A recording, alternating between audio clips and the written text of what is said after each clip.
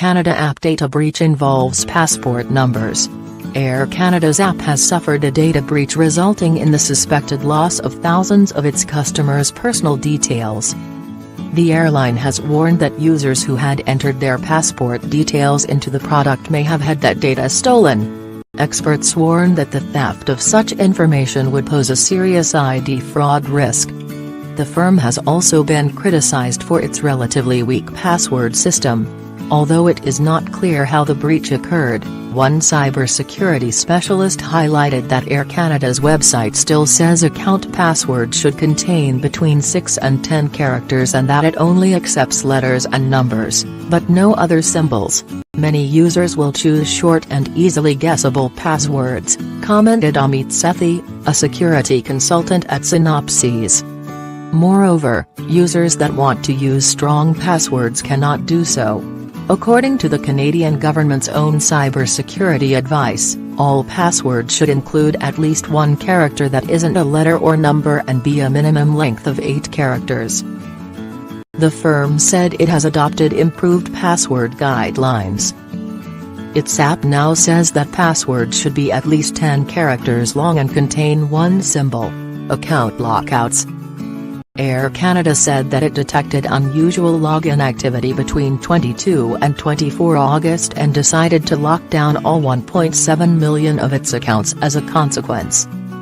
It believes data has been stolen from about 20,000 of these, and has informed members of this group via email. However, all customers will need to reset their logins to use the app again. The airline says customers' credit card details were encrypted, so should not be at risk. But basic profile data that could have been exposed includes names, email addresses and phone numbers.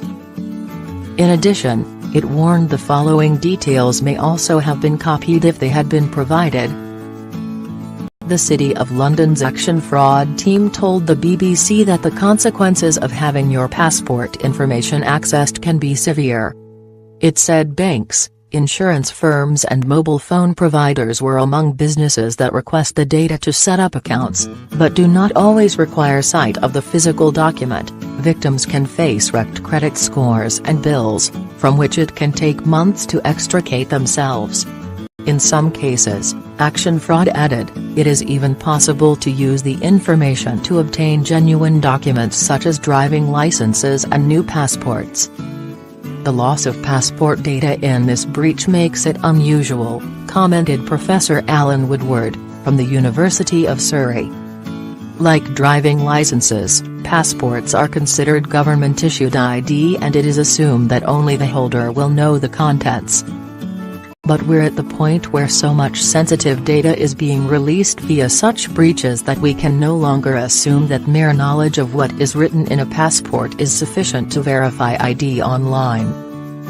Air Canada has recommended that its customers regularly review their financial transactions, be aware of any changes to their credit rating, and contact their financial services provider if they become aware of unusual activity.